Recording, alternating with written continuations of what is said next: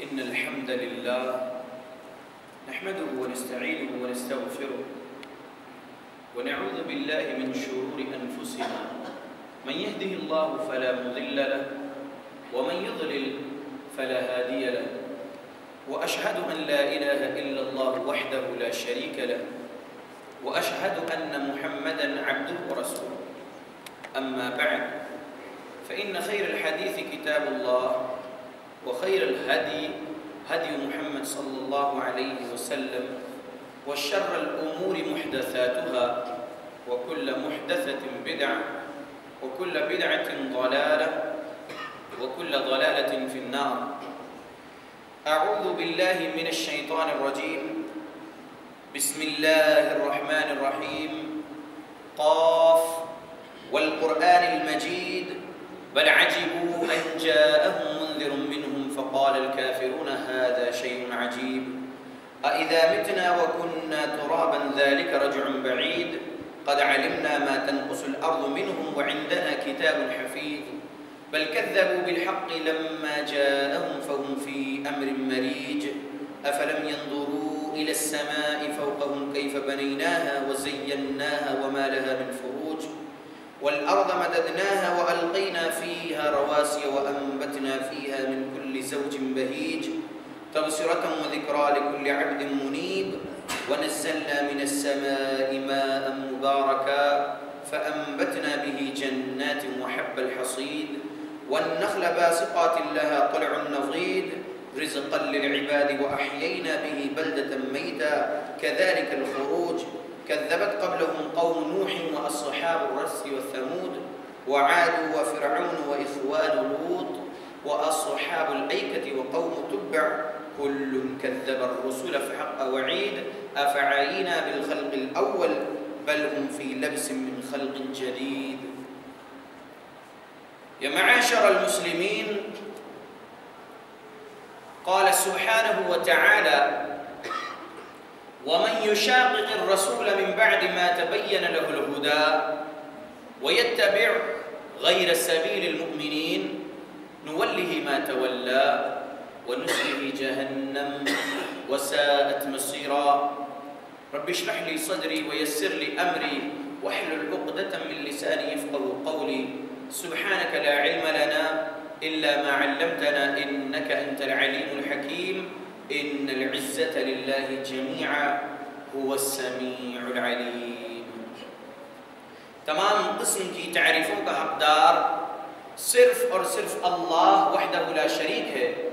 میں تعریف کرتا ہوں اس اللہ کی جس نے ساری کائنات کو 6 ایام میں بنا کر اپنے آپ کو عرش پہ مستوی کیا اور اس اللہ کا عرش 7 آسمانوں کے اوپر ہے. پڑھتا ہوں میں درود اور آپ سب بھی پڑھیں درود. اللہ کے آخری نبی آخری رسول محمد صلی اللہ علیہ وسلم پر جس رحمت للعالمین پر درود پڑھنے کا حکم دیا ہے اللہ رب العالمین نے. اللہم صلی علی محمد وعلی آل محمد كما صليت على إبراهيم وعلى آل إبراهيم إنك حميد مجيد. اللهم بارك على محمد وعلى آل محمد كما باركت على إبراهيم وعلى آل إبراهيم إنك حميد مجيد. سامعین، آج کے ہمارے اس خطبہ جمعہ کا عنوان ہے علماء دیوبند کی کتابیں قرآن اور صحیح حدیث کے میزان پر پارٹ 2. پہلی قسط پہلا پارٹ جو ہے ہم نے 27 فروری کو مسجد حرمین حافظ بابا نگر میں جو سی بلاک میں مسجد ہے اس میں خطبہ دے چکے ہیں پارٹ 1. آج پارٹ 2 ہے انشاءاللہ.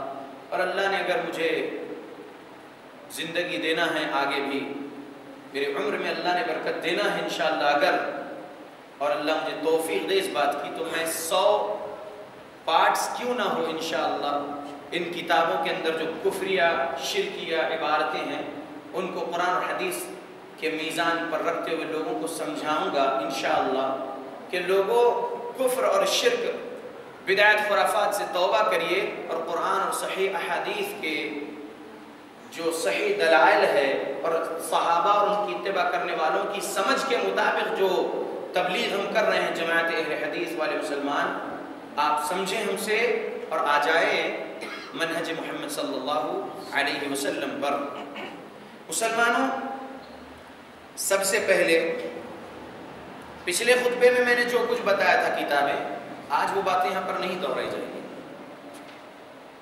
میں بتا رہا ہوں شمائم امدادیہ نام کی کتاب، شمائم امدادیہ نام کی کتاب ہے، اور یہ کتاب حاجی امداد اللہ تھانہ بھوانی معروف ہے مہاجر مکی کے نام سے، تو اس کے اندر جمع کر دیا گیا ہے۔ میں اس کے اندر سے آپ کو بتاؤں گا، یہ کتاب 60 یا 70 برس قبل جناب حکیم محمد مرتضی خان صاحب نے اس کتاب کو شمائم امدادیہ کے نام سے شائع کیا تھا۔ یہ کتاب ہے کتب خانہ شرف الرشید شاہ کوٹ مغربی پاکستان سے چھپی ہوئی دیوبندی کتاب ہے۔ اس کے صفحہ نمبر 34 اور 35 یہ میں آپ کے سامنے عبارت پڑھ رہا ہوں، اور آپ دیکھیں کہ کیا ہے اس میں۔ ایک سائل سوال کرتے ہیں امداد اللہ صاحب سے، حالانکہ ضیاء القلوب یعنی ایک کتاب ہے کلیات امدادیہ کے نام سے بتا رہا ہوں میں انشاءاللہ آپ کو، ضیاء القلوب کتاب موجود ہے، کلیات امدادیہ اس کا دوسرا نام۔ وہ کتاب میں ورزش لا موجود الا اللہ، مراقبہ ہمعوس کی یہ تصریح تاکید ہے، وہ نیز مراقبہ ہمعوس میں ملاحظہ معنی کو لازم کہا ہے، پس یہ مراقبہ بلحاظ عینیت و اتحاد نہیں ہو سکتا ہے، اور دوسری جگہ ضیاء القلوب ہی میں ہے، تاوقت یہ کہ ظاہر و مظہر میں فرق پیش نظر سالک ہے، بوئے شرک باقی ہے۔ اس مضمون سے معلوم ہوا کہ عابد و معبود میں فرق کرنا شرک ہے، عابد و معبود میں فرق کرنا شرک ہے۔ یہ سوال ہے ایک سائل کا۔ جواب میں مہاجر مکی صاحب جواب دیتے ہوئے لکھتے ہیں، جو انڈر لائن کیا گیا ہے یہ ان کا جواب ہے جو میں پڑھ رہا ہوں، لمبی عبارت۔ جواب دیتے ہیں، کوئی شک نہیں ہے کہ فقیر نے یہ سب ضیاء القلوب میں لکھا ہے۔ ضیاء القلوب نام کی جو کتاب ہے امداد اللہ مہاجر مکی صاحب کی، جو کلیات امدادیہ کے نام سے ہے، اس کتاب میں یہ چیز لکھی ہوئی ہے کہ عابد و معبود میں فرق کرنا شرک ہے۔ آگے 35ویں صفحے پر یہاں پر عبارت ہے، بہت لمبی طویل گفتگو ہے یہاں پر لکھی ہوئی، لیکن میں اس کو مختصر کرتے ہوئے، کیونکہ خطبہ جمعہ ہے، اس کو نظر و خیال میں باقی نہیں رہتی بلکہ ہستی حق کا معائنہ کرتا ہے، اور جس وقت نظر سالک یعنی صوفیت کے اعمال کرنے والے، مراقبہ کرنے والے کو سالک کہتے ہیں ان کی صوفیت کی لینگویج میں، تقیدات و ہستی ما سوا اسے اٹھ گئی، کس کے؟ اللہ کے سوا، خدا کے، اور کچھ نظر نہیں آتا، بے خبر ہو جاتا ہے، بلکہ اس کا معنی شعور بھی جاتا رہتا ہے، سب خدا ہی خدا نظر آتا ہے، ہو کہنے کا کیا ذکر، انا کہنے لگتا ہے، اس کو مرتبہ فنا در فنا کہتے ہیں۔ یہ ایک مسئلہ ہے ان کی کتاب میں بھی آپ کے سامنے رکھتا ہوں، کتاب کلیات امدادیہ، اس کے صفحہ نمبر 16 پر لکھتے ہیں، 18 پر اس کتاب کے، ہو کے ذکر میں اس قدر منہمک ہو جانا چاہیے کہ خود مذکور ان بریکٹ اللہ ہو جائے، اور فنا در فنا کے یہی معنی ہے، اس حالت کے حاصل ہو جانے پر سراپا نور ہو جائے گا۔ اگر ہم بندوں کو اللہ بننا ہے، اگر اعوذ باللہ استغفر اللہ، ہم بندوں کو اگر اللہ بننا ہے تو ان صوفیوں کی ایک کتاب میں اللہ بننے کا طریقہ لکھا ہوا ہے۔ تو سائل کے سوال میں شمائم امدادیہ میں جو ہے انہوں جواب دے رہے، تو ہاں فقیر نے یہ سب کچھ ضیاء القلوب میں لکھا، یہ ہے وہ ضیاء القلوب، یہ ہے ضیاء القلوب۔ فقیر کون؟ اپنے آپ کو امداد اللہ صاحب فقیر کہا اور کہہ دیا کہ جی ہاں یہ چیز درست ہے۔ تو اللہ رب العالمین کا ذکر ایسا کرتے صوفیت والے، اس کے اندر پورا طریقہ دیا ہوا ہے، پچھلے خطبے میں نے کہہ دیا ہوں، مراقبہ کیسا کرتے، چلا کیسا کرتے، تو اس میں ضربے لگانا ہوتا ہے اس طریقے سے، اللہ اللہ اللہ، اس کے بعد جو ہے اللہ کا ہو باقی رہ جاتا، اور ہو کے ذکر میں ذاکر کو, ذکر کرنے والے کو ذاکر کہیں گے. ہو کے ذکر میں اس قدر ڈوب جانا چاہیے کہ خود مذکور ہو جائے, یعنی اللہ ہو جائے. خود انہوں نے لکھا یعنی اللہ ہو جائے. یہ کفر یا یہ شرک ہے. اللہ بننے کا طریقہ ان کی کتابوں میں ہے. اللہ ہمیں بچائے. یہ ایک وحدت الوجود کا عقیدہ ہے. تو میں اس کے بعد اور ایک صفحہ آپ کو بتاتا ہوں, وحدت الوجود. اس کے صفحہ نمبر 32 پر وہ لکھتے ہیں وحدت الوجود کس کو کہتے ہیں مسلمانوں. یہ صفحہ نمبر 32 ہے, وحدت الوجود کا شمائم امدادیہ. اس میں لکھتے ہیں مسئلہ وحدت الوجود حق و صحیح ہے, اس مسئلے میں کوئی شک و شبہ نہیں ہے. فقیر یعنی امداد اللہ صاحب, ان کے مشائخ اور فقیر اور جن لوگوں نے فقیر سے بیعت کی ہے سب کا اعتقاد یہی ہے.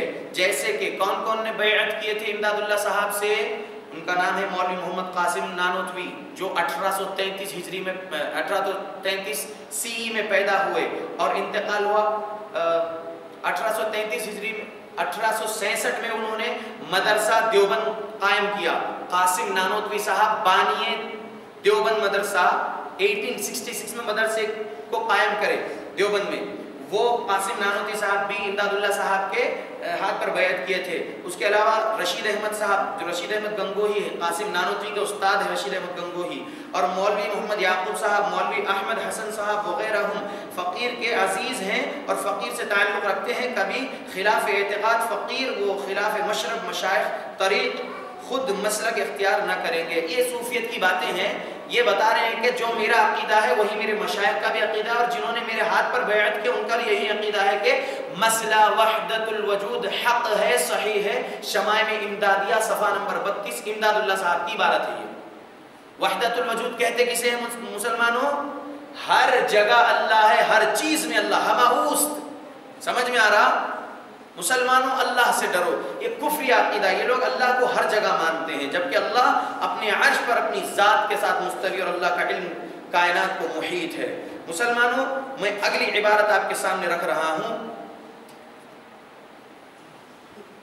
خبر سے فائدہ, پیج نمبر 85. قبر سے فائدہ حاصل کر رہے ہیں, پیج نمبر 85 پر شمائم امدادیہ کے.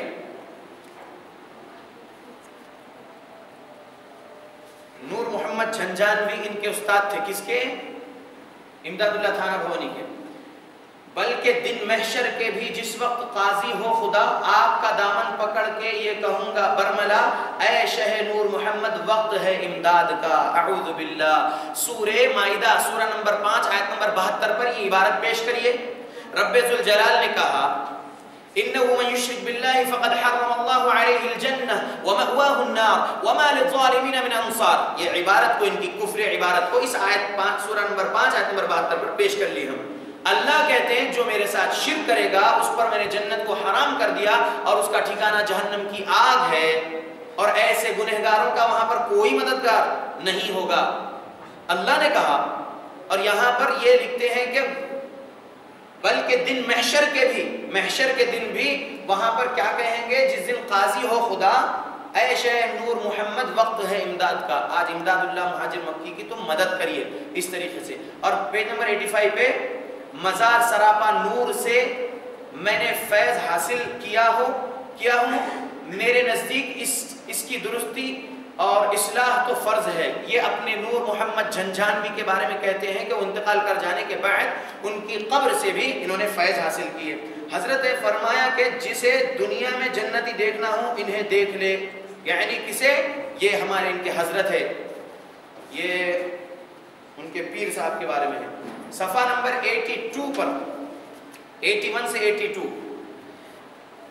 میرا ارادہ تھا کہ تم سے مجاہدہ اور ریاضت کروں گا. کون کہہ رہے ہیں؟ محمد صاحب جو ان کے استاد ہیں, امداد اللہ مہاجر مکی کے استاد ہیں, وہ کہہ رہے ہیں میرا ارادہ تھا کہ تم سے مجاہدہ ریاضت لوں گا.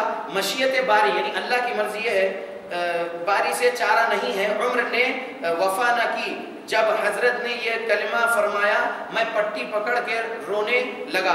حضرت نے تشفی دی اور فرمایا کہ فقیر مرتا نہیں ہے, صرف ایک مکان سے دوسرے مکان میں انتقال کرتا ہے. فقیر کی قبر سے وہی فائدہ حاصل ہوگا جو زندگی ظاہری میں میری ذات سے ہوتا ہے. فرمایا حضرت صاحب نے کہ میں نے حضرت کی قبر مقدس سے وہی فائدہ اٹھایا جو حالت حیات میں اٹھایا تھا. امداد اللہ مہاجر مکی صاحب استاد ہے قاسم نانوتوی صاحب کے. قاسم نانوتوی صاحب 1866 عیسوی میں مدرسہ دیوبند جو بنائے ہیں ان کے استاد امداد اللہ مہاجر مکی. امداد اللہ مہاجر مکی کے استاد محمد جو نام ہے ان کا جھنجھانوی. ان کے تعلق سے کہہ رہے کہ ان کی قبر سے بھی فائدہ حاصل کریں. یہ شرک اور یہ کفر ہے ان کے پاس. سبحان اللہ. بتاتا ہوں اور آگے میں آپ لوگوں کو تذکرۃ الرشید میں توحید دیکھیے. توحید 306 نمبر صفحہ ہے تذکرۃ الرشید. یہ رشید احمد گنگوہی پر لکھی ہوئی کتاب ہے. عاشق الہی میرٹھی صاحب نے کتاب لکھا ہے تذکرۃ الرشید کے جلد نمبر 2 صفحہ نمبر 306 پر کیا لکھا ہوا ہے یہ میں بتا رہا ہوں آپ کے سامنے انشاءاللہ. یہ تذکرۃ الرشید اور کہاں سے چھپی ہوئی ہے؟ دار الکتاب دیوبند. اہل حدیث مسلمان آپ کے دشمن نہیں ہیں, آپ سے دوستی کرنا چاہتے ہیں اور آپ کو بتانا چاہتے ہیں کہ آپ کفر اور شرک کے راستے پر ہو. آ جاؤ دیوبندیت سے توبہ کر کے جماعت اہل حدیث جو نبی اور صحابہ کی جماعت ہے, ان کی اتباع کرنے والوں کی جماعت ہے, اس میں شامل ہو جاؤ. اے دیوبندی مسلمانوں توبہ کرو دیوبندیت سے. دار الکتاب دیوبند سے چھپی ہوئی یہ کتاب ہے. صفحہ نمبر 306 اور 307 صفحہ نمبر 306 اور 307 عبارت پڑھنے جا رہا ہوں. توحید دیکھیے. توحید ایک روز حضرت مولانا خلیل احمد سہارنپوری جو ان کی کتاب بتانے جا رہا ہوں آگے انشاءاللہ. ایک روز حضرت مولانا خلیل احمد صاحب زید مجدہ نے دریافت کیا کہ حضرت یہ حافظ لطافت علی اور عرف حافظ مینڈو شیخ پوری کیسے شخص تھے؟ حضرت نے فرمایا پکا کافر تھا. اور اس کے بعد مسکرا کر ارشاد فرمایا کہ ضامن علی جلال آبادی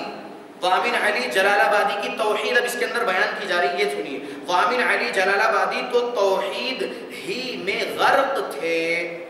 کیا ہوا؟ وہ کیسی توحید تھی اب سنیے. ایک بار ارشاد فرمایا کہ ضامن علی جلال آبادی کی سہارنپور میں بہت رنڈیاں, اب میں یہ الفاظ ایک بار بولا آگے نہیں بولوں گا, میں بولوں گا جسم بیچنے والی, بہت جسم بیچنے والی مرید تھی. ایک بار یہ سہارنپور میں کسی جسم بیچنے والی کے مکان پر ٹھہرے ہوئے تھے. سب مریدنیاں اپنے میاں صاحب کی زیارت کے لیے حاضر ہوئے مگر ایک جسم بیچنے والی نہیں آئی. میاں صاحب, وہاں پر جسم بیچنے والی لفظ نہیں لکھا ہوا ہے, لفظ بڑا ہی عجیب ہے. سبحان اللہ. نہیں آئی. میاں صاحب بولے کہ فلاں کیوں نہیں آئی؟ جسم بیچنے والیوں نے جواب دیا میاں صاحب ہم نے اس سے بہت کہا کہ چل میاں صاحب کی زیارت کو. اس نے کہا میں بہت گنہگار ہوں اور بہت روسیہ ہوں, میاں صاحب کو کیا منہ دکھاؤں, میں زیارت کے قابل نہیں. میاں صاحب نے کہا نہیں جی تم اسے ہمارے پاس ضرور لانا. چنانچہ جسم بیچنے والیاں اسے لے کر آئیں. جب وہ سامنے آئی تو میاں صاحب نے پوچھا بی تم کیوں نہیں آتی؟ اس نے کہا حضرت روسیاہی کی وجہ سے زیارت کو آتی ہوئی شرماتی ہوں. میاں صاحب بولے بی تم شرماتی کیوں ہو؟ کرنے والا کون اور کروانے والا کون؟ وہ تو وہی ہے. جسم بیچنے والی یہ سن کر آگ ہو گئی اور خفا ہو کر کہا لا حول ولا قوت. اگرچہ میں روسیہ گنہگار ہوں مگر ایسے پیر کے منہ پر پیشاب بھی نہیں کرتی. میاں صاحب تو شرمندہ ہو کر سر اور نگاہیں نیچے کر لیے اور اٹھ کر وہ چل دی. سبحان اللہ سبحان اللہ. یہ توحید ہے. بھی تو شرماتی کیوں ہو؟ کرنے والا بھی وہی, کروانے والا بھی وہی. میرے اللہ پر زنا کی تہمت باندھنے والے یہ کفر کرنے والے لوگ, کرنے والا بھی وہی کروانے والا بھی وہی. بھی تو کیوں شرماتی ہے؟ ضامن علی جلال آبادی دیوبندیوں یہ تمہارے بزرگ ہے, یہ تمہاری کتاب ہے, توبہ کرو دیوبندیت سے. سبحان اللہ. آگے 402 صفحے پر 402 صفحہ پڑھنے جا رہا ہوں اسی تذکرۃ الرشید کا اور جلد نمبر 2 دار الکتاب دیوبند سے چھپی ہوئی ہے. یہ جس زمانے میں مسئلہ امکان کذب پر آپ کے مخالفین نے شور مچایا اور تکفیر کا فتویٰ شائع کیا ہے, سائیں توکل شاہ صاحب امبالوی کی مجلس میں کسی مولوی نے حضرت امام ربانی قدس سرہ، کس کے بارے میں لقب ہے؟ رشید احمد گنگوہی صاحب کو یہ لقب دیا گیا۔ حضرت امام ربانی قدس سرہ کا ذکر کیا اور کہا کہ امکان کذب باری کے قائل ہیں۔ یہ سن کر توکل شاہ صاحب نے گردن جھکا لی اور تھوڑی دیر مراقب رہ کر منہ اوپر اٹھا کر اپنی پنجابی زبان میں یہ الفاظ فرمائے، لوگو تم کیا کہتے ہو؟ مولانا رشید احمد صاحب کا قلم عرش کے پرے چلتا ہوا دیکھ رہا ہوں۔ یہ زمین پہ بیٹھے ہوتے ہیں اور ایسی ان کی صوفیت ہے کہ تھوڑی دیر کے لیے مراقب ہو جاتے، مراقب میں جاتے تو یہ ایسا دیکھ رہے کہ رشید احمد گنگوہی صاحب کا قلم اللہ کے عرش پر چل رہا ہے۔ یہ ہے تذکرۃ الرشید، جلد نمبر 2، دارالکتاب دیوبند سے چھپی ہوئی، صفحہ نمبر 402 یہ ہے۔ اور وہ امکان کذب ہے نا، وہ اگلے انشاءاللہ پارٹ میں لاؤں گا، بڑی بات ہے اس کے اندر۔ ان کی بھی کتاب ہے میرے پاس جس میں انہوں نے اللہ پر جھوٹ باندھا ہے، سبحان اللہ۔ تذکرۃ الرشید کی جلد اول میں آپ کو بتانے چلا ہوں۔ یہ کون ہے؟ دیوبند مدرسے کے فاؤنڈر قاسم نانوتوی صاحب، 1866 عیسوی میں دیوبند مدرسہ بنایا گیا، ان کے استاد رشید احمد گنگوہی کی بات چل رہی ہے۔ یہ پیج نمبر 165 پر، پیج نمبر 165 جلد نمبر 1 تذکرۃ الرشید دارالکتاب دیوبند، پیج نمبر 165 واللہ العظیم، مولانا تھانوی رحمت اللہ علیہ کے پاؤں دھو کر پینا نجات اخروی کا سبب ہے۔ کیا سکھا رہے دیکھیے مولانا یہ تھانوی صاحب جو ہے، ان کے کون سے تھانوی؟ اشرف علی تھانوی صاحب کے پیر دھو کر پانی پی لیے تو آخرت میں نجات مل سکتی ہے۔ یہ ہے ان کے بزرگوں کے ساتھ ان کا عقیدہ، سبحان اللہ۔ اور تقلید کے تعلق سے صفحہ نمبر 188 اسی جلد نمبر 1 تذکرۃ الرشید میں 188 سے 189 تک جب آپ پڑھیں گے، یہاں پر یہ عبارت میں پڑھ رہا ہوں آپ کے سامنے، دیکھیے، اگر مقلدین عوام بلکہ خواص اس قدر جامد ہوتے ہیں کہ اگر قول مجتہد کے خلاف کوئی آیت یا حدیث کان میں پڑتی ہے، ان کے قلب میں انشراح و انبساط نہیں رہتا، بلکہ اول استنکار یعنی انکاری چاہتا ہے، قلب میں پیدا ہوتا ہے، پھر تعویل کی فکر ہوتی ہے، خواہ کتنی ہی بعید ہو اور خواہ دوسری دلیل قوی اس کے معارض ہو، بلکہ مجتہد کی دلیل اس مسئلے میں بجز قیاس کے کچھ بھی نہ ہو، بلکہ خود اپنے دل میں اس تعویل کی وقعت نہ ہو، مگر نصرت مذہب کے لیے تعویل ضروری سمجھتے ہیں۔ دل یہ نہیں مانتا کہ قول مجتہد کو چھوڑ کر حدیث صحیح صریح پر عمل کر لیں۔ استغفر اللہ العظیم۔ تذکرۃ الرشید جلد نمبر 1 صفحہ نمبر 190 کا یہ میں عبارت پڑھا ہوں آپ کے سامنے، تقلید کے تعلق سے ہے کہ اگر ہمارے مجتہد اجتہاد کرنے والے کسی مسئلے میں اجتہاد کرے، اب وہ مجتہد صاحب اجتہاد کرے اور آج وہ اجتہاد بھی رکھا ہوا ہے سامنے ایک کتاب میں، لیکن ایک حدیث صحیح صریح موجود ہے، تو وہ لوگ جو مقلدین حضرات ہیں حنفی خصوصیت کے ساتھ، یہ حنفی مقلدین ہیں، تو کیا کریں گے؟ حدیث صحیح صریح کو چھوڑیں گے اور اپنے مجتہد کے قول میں تعویل کریں گے۔ اللہ اکبر۔ اور اسی کو تسلیم کرنا دل ان کا جو ہے انکار تسلیم کرے گا، انہی کا دل، سبحان اللہ، جو مقلدین ہیں۔ کیا ہے یہ؟ کیا ہے؟ جب نبی کی حدیث پہنچ جائے تو تم نبی کی حدیث کو بازک رکھ دو گے صرف تقلید کی وجہ سے کہ ہمارے امام کا قول غلط نہیں ہے، اور اپنے امام کے قول کو صحیح ثابت کرنے کے لیے حدیث صحیح یا کوئی آیت کان میں پڑتی بھی ہے تو اس کے طرف غور و فکر نہیں کریں گے اور تعویل کرنے لگ جائیں گے۔ یہ ہے تقلید ان کی۔ تقلید سے توبہ کرو، آ جاؤ اطاعت کرنے، اللہ کی اطاعت کرنے، رسول اللہ صلی اللہ علیہ وسلم کی۔ مسلمانوں یہ شرک ہے، یہ کفر ہے۔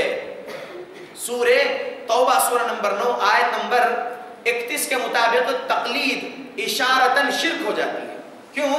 علماء کو رب بنانے کے برابر ہے یہ بات۔ ہمارے علماء نے اگر کسی چیز میں ایک فتویٰ دے دیے، اجتہاد کر دیا اور وہ چیز قرآن حدیث سے ٹکرا رہی، تو ہم قرآن حدیث کو چھوڑ کر اپنے عالم کی بات مان رہے، تو عالم کو آپ تحریم اور تحلیل کا حق دے دیے، سبحان اللہ۔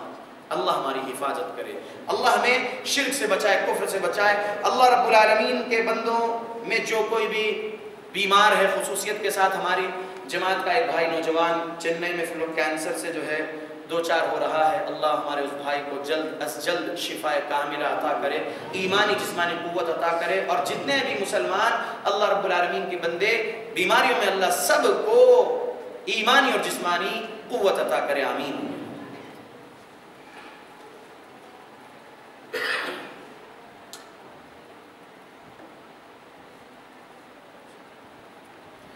الحمد لله وكفى وسلام على عباده الذين اصطفى وبعد. اللهم صل وسلم على نبينا محمد. مسلمانوں, میں آپ کو ان کی عبارتیں رکھا اور سورہ مائدہ کی آیت رکھا, تو اسی طریقے سے ہم قرآن اور حدیث پر ان کی باتوں کو پیش کر کے دیکھیں گے کہ ان کی باتیں قرآن حدیث سے جو ٹکرا رہی ہے, یہ لوگوں کے سامنے وضاحت کے ساتھ رکھ کر ان کو بولیں گے توبہ کرو دیوبندیت سے اور آ جاؤ جماعت اہل حدیث جو حق والی جماعت ہے اس میں شامل ہے. یہ ہے المہند علی المفند, عقائد علماء اہل سنت دیوبند, جبکہ اہل بدعت ہے. کون لکھے کتاب اور لکھنے والے پیدا کب ہوئے؟ لکھنے والے پیدا ہوئے 1852 سی 1852 عیسوی میں دسمبر میں پیدا ہوئے, اور 13/10 یعنی 13 اکتوبر 1927 کو انتقال کر گئے. ان کا نام ہے خلیل احمد سہارنپوری, لیکن یہاں پر لکھا ہوا ہے فخر المحدثین حضرت مولانا خلیل احمد سہارنپوری خود سرہ العزیز. اللہ اکبر. یہ کتاب ہے. اب یہ کتاب کے اندر میں پیج نمبر 33 آپ کے سامنے پڑھنے جا رہا ہوں. اے دیوبندیو, اے دیوبندی مسلمانوں, مجھے آپ سے دشمنی نہیں ہے, میں تو بس آپ کو بتانا چاہتا ہوں کہ یہ کیا ہے کتابوں میں کفر اور شرک, یہ بھی جان لو, اور ان کی اندھی تقلید کرنا چھوڑو, اور ان کے نام کیا کہ آپ بہت کچھ القاب لگائے جا رہے ہیں اور ان کو حق پر مانتے ہو, وہ سب چیزیں پہلے کتابوں کا تو مطالعہ کرو, قرآن حدیث پہ کتابوں کو پیش کرو ان کی, اور کفر اور شرک جو ہے ان کی کتابوں میں قرآن اور حدیث سے ٹکرانے والی عقائد اور اعمال, یہ سمجھو اور ان کو چھوڑو, توبہ کرو دیوبندیت سے اور آ جاؤ جماعت اہل حدیث میں شامل ہو جاؤ. دیکھو پیج نمبر 33 ہے, عقائد علماء اہل سنت دیوبند کے نام سے کتاب المہند علی المفند. عربی میں کتاب چھپی تھی لیکن ان کا اردو ترجمہ ہے. ٹھیک ہے, عربی بھی عبارت بازک ہے اور ترجمہ بھی اس کے سائڈ میں ہے. میں پڑھنے جا رہا ہوں پیج نمبر 32 سے پیج نمبر 33. ہم اور ہمارے مشائخ اور ہماری ساری جماعت بحمد للہ فروعات میں مقلد ہے مقتدائے خلق حضرت امام ہمام امام اعظم ابو حنیفہ نعمان بن ثابت رضی اللہ عنہ لکھا ہوا ہے, اور اصول و اعتقادیات میں پیروں ہیں امام ابو الحسن اشعری اور امام ابو منصور ماتوریدی رضی اللہ عنہما لکھا ہوا ہے. اور طریقہ صوفیہ میں ہم کو انتصاب حاصل ہے سلسلہ عالیہ حضرات نقشبندیہ, طریقہ زکیہ مشائخ چشت, اور سلسلہ بہیہ حضرات قادریہ, اور طریقہ مردیہ مشائخ سہروردیہ رضی اللہ عنہم کے ساتھ. یہ دیوبندی کیا ہے؟ فروعات میں ابو حنیفہ رحمۃ اللہ علیہ کے مقلد ہیں, یہ لکھتے ہیں. عقائد میں ابو منصور ماتوریدی اور ابو الحسن اشعری کے عقائد میں. اور پھر یہ جو سلسلے ہیں نا, یہ سلسلے میں ہم لوگ دیوبندی حضرات کیا ہے بول رہے ہیں؟ نقشبندی ہے, قادری ہے, سہروردی ہے, چشتی ہے, یہ بول رہے ہیں اپنی خود کی کتاب میں. عقائد علماء دیوبند عقائد ہیں ان کے یہ, سبحان اللہ. اور میں آپ کو دعوت دیتا ہوں اے دیوبندی مسلمانوں, تمہارے پاس شرک ہے, شرک کرنے والا مسلمان میں تم کو جان رہا ہوں. سورہ یوسف آیت نمبر 106 کے مطابق مسلمانوں شرک سے توبہ کرو, اللہ سے ڈرو. میں تم کو دعوت دیتا ہوں.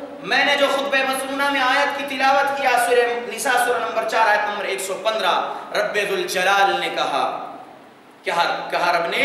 وَمَن يُشَاقِقِ الرَّسُولَ مِن بَعْدِ مَا تَبَيَّنَ لَهُ الْهُدَىٰ, اور جو کوئی بھی خلاف ورزی کرے گا رسول کی ہدایت کے واضح ہو جانے کے بعد, وَيَتَّبِعْ غَيْرَ سَبِيلِ الْمُؤْمِنِينَ, اور اتباع کرے گا مومنوں کے راستے سے ہٹ کے کسی اور راستے کی, نُوَلِّهِ مَا تَوَلَّىٰ, تو وہ جہاں لگا ہے ہم اسے وہیں لگا دیں گے, وَنُصْلِهِ جَهَنَّمَ, نُوَلِّهِ مَا تَوَلَّى وَنُصْلِهِ جَهَنَّمَ وَسَاءَتْ مَصِيرًا، اور اسے ہم جہنم میں پہنچا دیں گے، وہ بہت برا ٹھکانہ ہے۔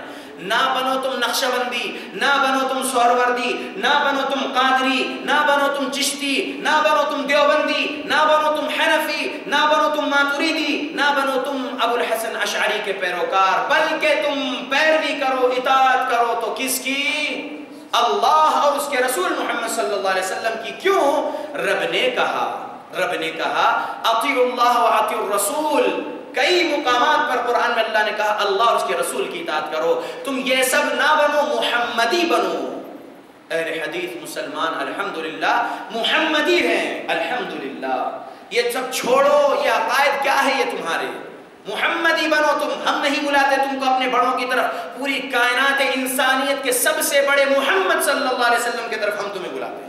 آؤ، عقائد نبی سے لیں گے، اعمال نبی سے لیں گے، کیونکہ صحابہ نے نبی سے عقائد سیکھے، اعمال سیکھے اور اسی کی تبلیغ کی، اور آج تک بھی وہ صحیح دلائل ہمارے پاس محفوظ ہے، اور قیامت تک اللہ اس کی حفاظت کرنے کا ذمہ لیا ہے۔ اللہ نے سورہ حجر سورہ نمبر 15 آیت نمبر 9 میں کہا اِنَّا نَحْنُ نَزَّلْنَا الذِّكْرَ وَإِنَّا لَهُ لَحَافِظُونَ، اور سورہ مائدہ سورہ نمبر 5 آیت نمبر 3 میں کہا اللہ نے الْيَوْمَ أَكْمَلْتُ لَكُمْ دِينَكُمْ وَأَتْمَمْتُ عَلَيْكُمْ نِعْمَتِي وَرَضِيتُ لَكُمُ الْإِسْلَامَ دِينًا۔ اللہ نے دین مکمل کیا نبی محمد صلی اللہ علیہ وسلم پر۔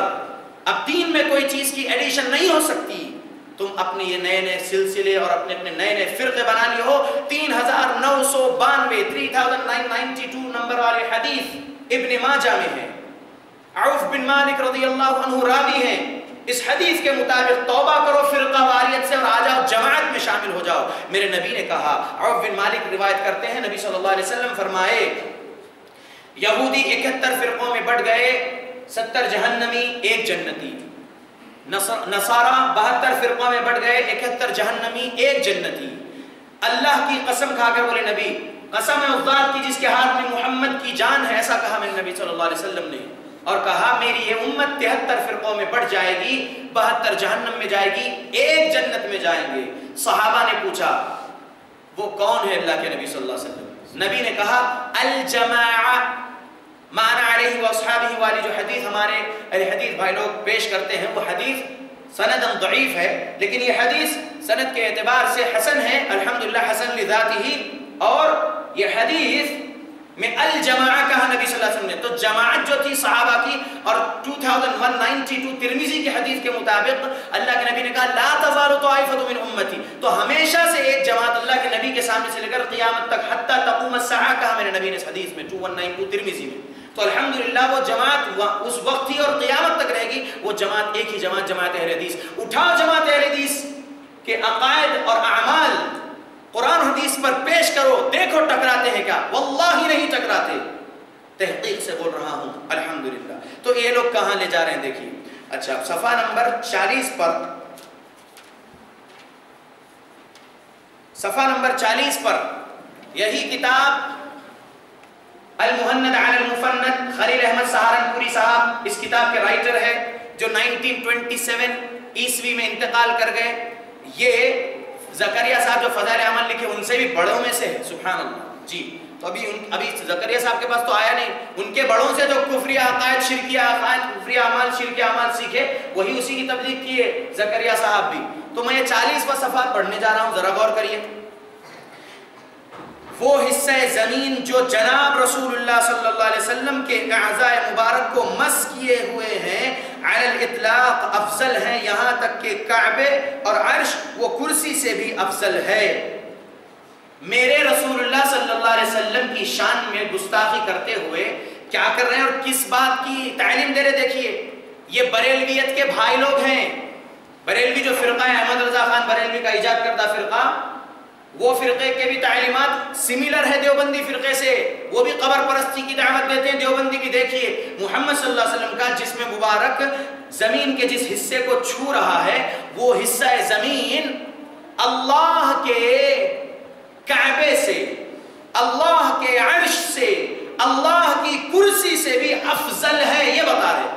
تو پھر تمہارا قبلہ تو پھر نبی صلی اللہ علیہ وسلم کی قبر ہی، اور ایسا ہے بہت ساری کتابیں ہیں، اللہ کے نبی صلی اللہ علیہ وسلم کو زندہ مانتے ہیں لوگ۔ آب حیات نام کی کتاب لکھیں قاسم نانوتوی صاحب، جو 1866 میں دیوبند مدرسہ کے بانی ہے وہ، سبحان اللہ۔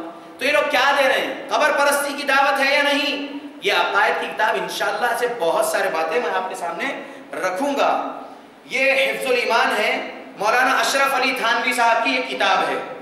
اس کے صفحہ نمبر 10 اور 11 پر قبر سے فیض حاصل کرنے کا لکھتے ہیں. زکریا صاحب کے بڑوں کے پاس ہی میں ابھی ہوں، ابھی زکریا صاحب کی کتاب کے پاس نہیں آیا. دیکھیے کیا لکھتے ہیں. صرف کشف قبور کا ایک طریقہ بتلا رہے ہیں کہ اس طرح کشف قبور ہو جاتا ہے، خواہ وہ طریقہ جائز ہو یا ناجائز. اگر کسی کو یہ شبہ ہو کہ طریق ناجائز سے کشف کب ہو سکتا ہے، سو یہ بات وہی شخص کہہ سکتا ہے جو شریعت و طریقت ہر دو علم سے ناواقف ہو. ورنہ علماء ظاہر و باطن کے مسلمات سے ہے کہ کشف و خوارق اہل باطل سے بھی حتیٰ کہ کفار سے بھی صادر ہونا ممکن ہے. چنانچہ شیخ اکبر، یہ شیخ اکبر کی ایک خطبہ تو شیخ اکبر پہ کروں گا انشاءاللہ باذن اللہ. کسے کہتے ہیں شیخ اکبر جانتے ہو؟ مصر میں جب یہ شیخ اکبر کے، ان کے شیخ اکبر پر کفر کا فتویٰ لگا تو وہ شیخ اکبر بھاگ کر چلے گیا تھا دمشق اور وہیں پر مر گیا. یہ کون ہے شیخ اکبر؟ محی الدین ابن عربی.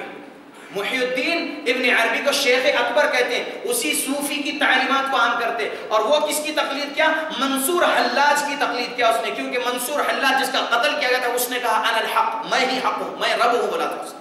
سبحان اللہ. یہ کشف قبور کی باتیں دیکھو، جائز طریقے سے بھی ناجائز طریقے سے بھی. اور یہ وہی لوگ جان سکتے ہیں جو شریعت و طریقت کا علم ہو، یعنی صوفیت. طریقت یعنی صوفیت کا علم ہو. شریعت اسلام تو نبی پر نازل ہوئی، اللہ کے جانب سے مکمل بھی ہوئی. وہ شریعت اسلام میں قبر سے فیض حاصل کرنے کی باتیں کہیں بھی نہیں. سبحان اللہ، باتیں بہت ہیں. کلیات شیخ الہند، یہ ہے کتاب مولانا محمود حسن دیوبندی کے. کلام فارسی و اردو کا مجموعہ ہے، ربانی بک ڈیپو. اور یہ کہاں سے چھپی ہے؟ ہماری کتابیں نہیں ہیں یہ دارالکتاب دیوبند کی حفظ الایمان اشرف علی صاحب کی جو بتایا. اور یہ بھی آپ لوگوں کی ہے، دہلی سے چھپی ہوئی ربانی بک ڈیپو. اس کے صفحہ نمبر 81 پر اور 84 پر کیا لکھتے ہیں؟ اپنے رشید احمد گنگوہی صاحب کے تعلق سے صفحہ نمبر 81 پر کیا لکھیں دیکھیں گے. رشید احمد گنگوہی کی تعریف میں الفاظ لکھتے ہیں: اٹھا عالم سے کوئی بانی اسلام کا ثانی. اللہ اکبر. اپنے شیخ کی تعریف میں اتنا، اسلام کا کوئی ثانی نہیں ہے کہتے، یہ ہے ثانی. کون؟ رشید احمد گنگوہی اسلام کے ثانی ہیں. ان کی تعریف میں الفاظ لکھ رہے ہیں. سبحان اللہ. صفحہ نمبر 81 میں اور صفحہ نمبر 84 پر لکھتے ہیں: رہے ہوں آپ کے جانب تو بعد ظاہری کیا ہے، ہمارے قبلہ وہ کعبہ ہو تم دین و ایمانی. اپنے بڑوں کو، اپنے بزرگوں کو کیا لکھتے ہیں؟ کعبہ وہ قبلہ ہو. کعبہ بھی ان کے بڑے بزرگ ہیں اور قبلہ بھی. نبی کا جسم جس زمین سے چھوڑا وہ زمین کا وہ حصہ تو اللہ کی کرسی سے، کعبے سے اور عرش سے بھی افضل ہے. لیکن یہاں پر رشید احمد گنگوہی صاحب ان کے لیے کعبہ ہے، قبلہ ہے، سب کچھ ہے. سبحان اللہ. صفحہ نمبر 84 ہے کلیات شیخ الہند. یہ کیا ہے؟ یہ کفر ہے. اور آج جو ڈیڑھ ہوشیاری بتاتے ہوئے عجیب و غریب باتیں کیے جا رہے ہیں ویڈیوز بنا کر، الیاس گھمن گھما رہے ہیں امت کو. دیکھیے کیا ہے ان کا نام؟ متکلم اسلام محمد الیاس گھمن حفظہ اللہ. سبحان اللہ. اللہ ان کو ہدایت دے. گمراہ مبلغ ہے. عقائد اہل سنت والجماعہ یہ لکھتے ہیں. ان کے صفحہ نمبر 10 پر، وہی صفحہ نمبر 10 پر کیا ہے یہ ذرا دیکھیے. میں پڑھ رہا ہوں. الیاس گھمن صاحب کی یہ کتاب ہے چھوٹی سی. اس پر جو ہے سبحان اللہ یہ کتنے، صفحہ نمبر 10: زمین کا وہ حصہ جو حضرت صلی اللہ علیہ وسلم کے جسم مبارک کے ساتھ ملا ہوا ہے، کائنات کے سب مقامات حتیٰ کہ کعبہ، عرش اور کرسی سے بھی افضل ہے. کوئی اپنے جو بڑوں سے سیکھے وہی چیز کی تبلیغ کر رہے ہیں آج کے اس دور میں بھی. 1927 میں انتقال کر جانے والے خلیل احمد سہارنپوری نے بھی وہی لکھے. اور یہ آج جو زندہ ہے متکلم اسلام کہتے ہیں. متکلم اسلام تم ہے، متکلم دیوبند بولو اپنے آپ کو. تم اسلام کی تعلیمات کہاں دے رہے؟ آگے دیکھیے نیچے کیا لکھتے ہیں صفحہ نمبر 10 پر: حضور صلی اللہ علیہ وسلم پر روزے مبارک میں امت کے اچھے اور برے اعمال اجمالی طور پر پیش ہوتے ہیں. استغفر اللہ. صحیح مسلم حدیث نمبر 400 اور انٹرنیشنل نمبر کے مطابق 894 نمبر والی حدیث انس بن مالک رضی اللہ عنہ روایت کرتے ہیں. صحیح مسلم کتاب الصلاۃ دیکھ لینا 894. محمد صلی اللہ علیہ وسلم کہتے ہیں کل حوض کوثر، لمبی حدیث ہے، حوض کوثر پر اللہ کے نبی صلی اللہ علیہ وسلم جب جام کوثر پلا رہے ہوں گے تو کچھ لوگوں کو وہاں سے ہکالا جائے گا، تو کیا کہیں گے اللہ کے نبی صلی اللہ علیہ وسلم؟ ربی انہ من امتی، اے میرے رب یہ میری امت میں سے ہے، فاقول میں کہوں گا بولے اللہ کے نبی، جب یہ اللہ کے نبی کہیں گے کہ یہ میرے امتی ہے تو اللہ کہیں گا، فیقول اللہ کہے گا ما ادری ما احدثت بعدک، اے میرے نبی آپ کو نہیں معلوم آپ کے بعد انہوں نے کیا نئی چیزیں ایجاد کر لی، ما ادری ما احدثت بعدک، آتی عربی ہے دیوبندیو سیکھو، میرے نبی کو رب یہ کہیں گے قیامت والے دن حوض کوثر پر، اور میرے نبی نے پہلے اس بات کو کہہ گئے اللہ کے حکم سے، الحمدللہ جو وحی اللہ نے نازل کیا تھا۔ اب یہ کیا سبق مل رہا ہے اس حدیث سے کہ نبی صلی اللہ علیہ وسلم کو آج اس دنیا کے بارے میں کوئی چیز نہیں معلوم ہے، نبی صلی اللہ علیہ وسلم کی روح مبارک قبض ہونے کے بعد سے آج تک آپ کا تعلق اس دنیا سے نہیں جڑا اور قیامت تک نہیں جڑے گا، اور قیامت کے دن حوض کوثر جو لگے گا تو رب ذوالجلال کہہ رہا ہوگا کہ اے میرے نبی آپ کو نہیں معلوم آپ کے بعد انہوں نے کیا نئی بدعتیں ایجاد کر لیے، ما ادری ما احدثت بعدک، نبی کو رب کہہ رہے ہیں، اور یہ کہتے ہیں کہ نبی کے اعمال آپ کے روزے میں پیش کیے جاتے ہیں، امتیوں کے اعمال آپ کے روزے میں پیش کیے جاتے ہیں۔ استغفر اللہ۔ آگے لکھتے ہیں آپ صلی اللہ علیہ وسلم کی قبر کے پاس حاضر ہو کر شفاعت کی درخواست کرنا اور یہ کہنا حضرت آپ میری مغفرت کی سفارش فرمائیں، جائز ہے کہتے ہیں، یعنی نبی صلی اللہ علیہ وسلم کو قبر میں زندہ مانتے ہیں یہ لوگ۔ پیش کرتا ہوں ان کی اس بات کو، صحیح بخاری حدیث نمبر 1386 1386، سمورہ بن جندب رضی اللہ عنہ راوی ہے، لمبی حدیث ہے، معراج کا واقعہ ہے۔ میرے نبی نے کہا، میرے نبی نے فرمایا، جب باتیں مکمل ہوئی، آخری حدیث کا آخری حصہ ہے، کیا کہا؟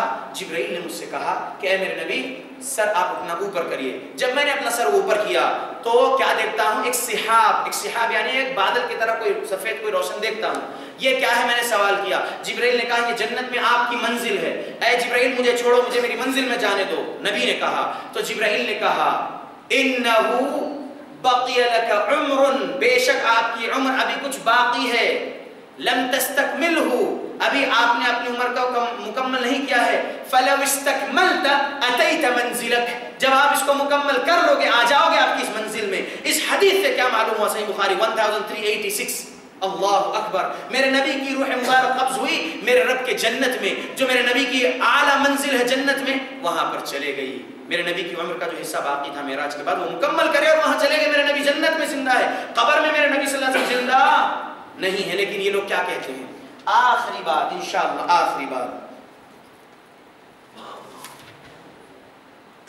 فضائل حج آج نہیں بولوں گا، لمبا واقعہ، چھوٹا ایک واقعہ بتا دیتا ہوں۔ فضائل حج میں پیج نمبر 130، فضائل حج، یہ زکریا صاحب کی کتاب ہے، یہ فضائل اعمال، جلد نمبر 2 ہے، یہ جلد نمبر 2 فضائل اعمال۔ کہاں سے چھپی ہوئی ہے یہ نصیر بک ڈیپو حضرت نظام الدین دہلی سے چھپی ہوئی ہے۔ اس کے اندر فضائل حج ہے، فضائل صدقات ہے، 2 ہے۔ فضائل صدقات پر آپ جب غور و فکر، فضائل حج کے پیج نمبر 130، پیج نمبر 130 فضائل حج، فضائل حج کے پیج نمبر 130 پر میں پڑھنے جا رہا ہوں، ذرا دیکھیے۔ اللہ کے نبی کو خبر میں زندہ مانتے ہیں نا، یہ زکریا صاحب جو تبلیغ کرے اسی تبلیغ کو آگے لے کے الیاس گھمن اور آج کے تمام دیوبندی بڑے لوگ کر رہے ہیں، کفریہ شرکیہ عقائد کی تبلیغ، اللہ ہدایت دے۔ یہ پڑھنے جا رہا ہوں۔ سید احمد رفاعی مشہور بزرگ اکابر صوفیہ میں ہیں، ان کا قصہ مشہور ہے کہ جب 555 ہجری میں حج سے فارغ ہو کر زیارت کے لیے حاضر ہوئے اور قبر اطہر کے مقابل کھڑے ہوئے تو یہ 2 شعر پڑھے، شعر عربی میں، تو ترجمہ ان شعروں کا: دوری کی حالت میں اپنی روح کو خدمت اقدس میں بھیجا کرتا تھا، وہ میری نائب بن کر آستانہ مبارک چومتی تھی، اب جسموں کی حاضری کی باری آئی ہے، اپنا دست مبارک عطا کیجئے تاکہ میرے ہونٹ اس کو چومے۔ اس پر قبر شریف سے دست مبارک باہر نکلا اور انہوں نے اس کو چوما۔ کہا جاتا ہے کہ اس وقت تقریباً 90,000 کا مجمع مسجد نبوی میں تھا جنہوں نے اس واقعے کو دیکھا اور حضور صلی اللہ علیہ وسلم کا دست مبارک کی زیارت کی، جن میں حضرت محبوب سبحانی، قطب ربانی، شیخ عبد القادر جیلانی نور اللہ مرقدہ کا نام نامی بھی ذکر کیا جاتا ہے۔ پر بھی بولتے نہیں محبوب سبحانی، قطب ربانی اور وغیرہ وغیرہ، یہ دیوبندی بھی ان کے بھائی ہیں۔ اب یہ عقیدے کو میں آپ کے سامنے پیش کر رہا ہوں۔ 555 ہجری سعید احمد رفاعی حج سے فارغ ہو کے نبی کے مسجد کی زیارت کے لیے گئے اور نبی کے قبر کے باہر کھڑے ہو کر کہنے لگے کہ دور سے میری روح کو آپ کے پاس بھیجا کرتا تھا تاکہ وہ آستانہ مبارک چومتی تھی. آج جسم کی حاضری کی باری ہے, اپنا دست ہاتھ دیجئے, آپ کا دست مبارک دیجئے تاکہ میرے ہونٹ اس کو چومے. تو قبر محمد صلی اللہ علیہ وسلم سے محمد صلی اللہ علیہ وسلم کا ہاتھ باہر نکلا اور اس سعید احمد رفاعی 555 ہجری میں انہوں نے نبی صلی اللہ علیہ وسلم کا ہاتھ چوما. اور اس وقت جب وہ چوم رہے تھے 90,000 لوگ موجود, وہ منظر دیکھے جس میں عبد القادر جیلانی رحمۃ اللہ علیہ بھی تھے. یہ بات آئی ہے. سبحان اللہ. نبی کو زندہ مانتے ہوں گے قبر میں, اس لیے تو ہاتھ نکلا نا. جیسا اپنے بڑوں سے تعلیمات حاصل کریں گے اسی کفریہ اور شرکیہ عقائد قرآن اور حدیث کے خلاف والی تبلیغ کریں گے. سبحان اللہ. مسلمانوں, یہ ہے عقیدہ. میں کہوں گا کہ میرے اندر اختیار ہے کہ میں اپنی روح کو اپنے جسم سے نکالوں اور مدینہ میرے نبی کے آستانے مبارک چومنے بھیجوں. بھیج سکتا ہوں, ہے قدرت میرے پاس.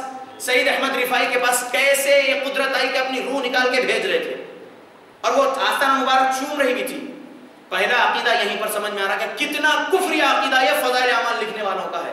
یہ کہاں سے نقل کیے یہ الحاوی للسیوطی, جلال الدین سیوطی صوفی شخص تھے, ٹھیک ہے. ان کی کتاب سے اگر تم نقل کر رہے تو تم اس کو سچ اور حق مانتے ہوں گے, اس لیے تو نقل کر رہے نا. اور کس میں لکھے؟ فضائل حج میں لکھے یہ چیز. سبحان اللہ. یہ کیا ہے؟ یہ کیا تم تعلیم دے رہے ہو اے دیوبندیو؟ میرے بھائیو توبہ کرو. نہیں کوئی اپنی روح کو اپنے جسم سے بھیج سکتا ہے کہیں, اور میرے نبی صلی اللہ علیہ وسلم جنت میں اللہ کے پاس زندہ ہے. میرے نبی صلی اللہ علیہ وسلم کا جسم مبارک قبر مبارک میں مدینہ میں بے جان ہے, بے روح ہے.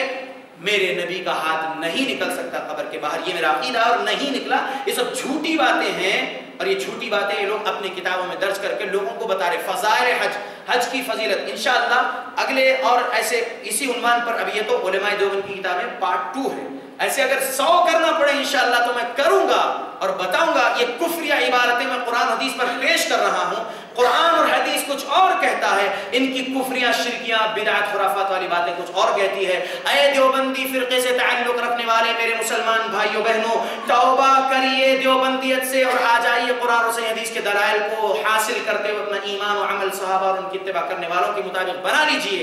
میں آپ کو دعوت دیتا ہوں, فکر دے رہا ہوں اس بات کی کہ آپ لوگ کفر کے شرک کے راستے پہ چل رہے ہو. آپ لوگ وہ راستے پہ چل رہے ہو جو راستہ نبی اور صحابہ کا نہیں ہے.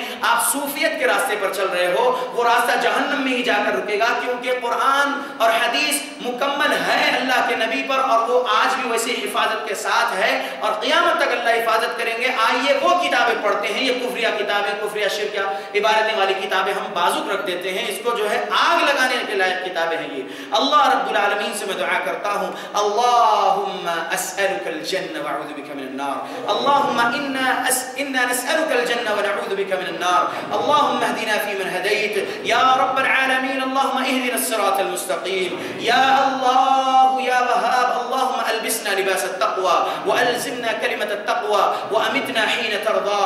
اللہم نسألک ایمانا کاملا ویقینا صادقا وقلبا خاشعا ولسانا ذاکرا وتوبة نسوحا وتوبة قبل الموت وراحة عند الموت والعفو عند الحساب والفوز بالجنة والنجاة من النار برحمتك يا عزيز يا غفار. ربنا ظلمنا أنفسنا وإن لم تغفر لنا وترحمنا لنكونن من الخاسرين. ربنا آتنا في الدنيا حسنة وفي الآخرة حسنة وقنا عذاب النار. اللهم أصلح أحوال المسلمين في فلسطين. اللهم أصلح أحوال المسلمين في الشام. اللهم أصلح أحوال المسلمين في العراق. اللهم أصلح أحوال المسلمين في باكستان. اللهم أصلح أحوال المسلمين في الهند. اللهم أصلح أحوال المسلمين في كل مكان. ربنا تقبل منا إنك أنت السميع العليم وتب علينا إنك أنت التواب الرحيم.